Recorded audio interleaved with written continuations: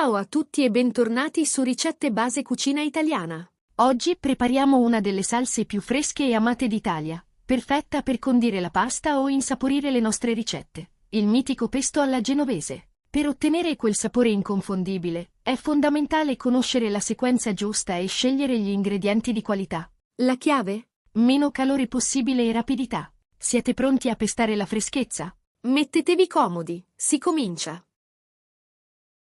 Gli ingredienti essenziali per circa 250 g di pesto. Foglie di basilico fresco, piccolo e tenero. 50 g pinoli. 30 g aglio. Uno spicchio, piccolo e senza l'anima interna. Parmigiano Reggiano DOP, 60 g, stagionato almeno 30 mesi, grattugiato. Pecorino sardo DOP, 20 g, stagionato, grattugiato, a discrezione.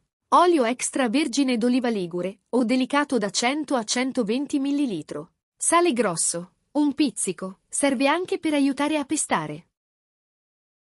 Lavate le foglie di basilico delicatamente, non lasciatele in ammollo, si ossidano. Asciugatele con cura o con l'aiuto di una centrifuga per insalata.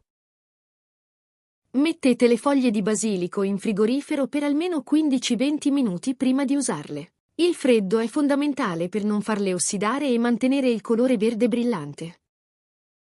Iniziate pestando l'aglio e i pinoli nel mortaio fino a ottenere una crema grossolana.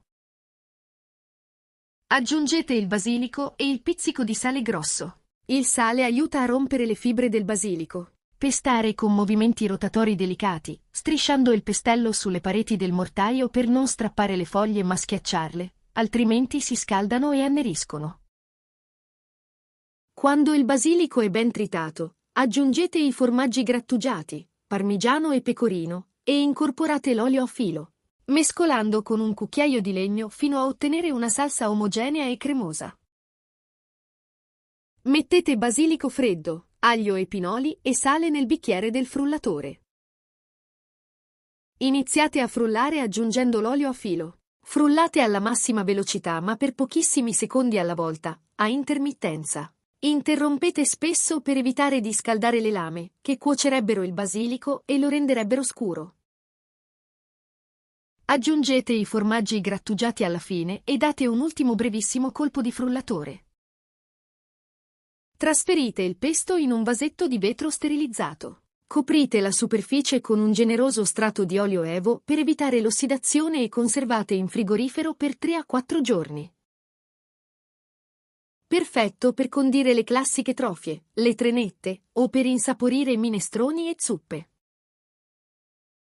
Ed eccolo qui, il nostro pesto alla genovese. Guardate che colore smeraldo e che profumo intenso. Questo è il vero sapore della Liguria, fatto in casa con pochi, semplici trucchi. Spero che questa ricetta base vi sia piaciuta e che d'ora in poi lo preparerete solo voi. Se vi è piaciuta, lasciate un bel mi piace. Iscrivetevi al canale Ricette Base Cucina Italiana e ditemi nei commenti qual è il vostro formato di pasta preferito con il pesto. Noi ci vediamo prestissimo con un'altra delizia autentica. Buon appetito a tutti e ciao!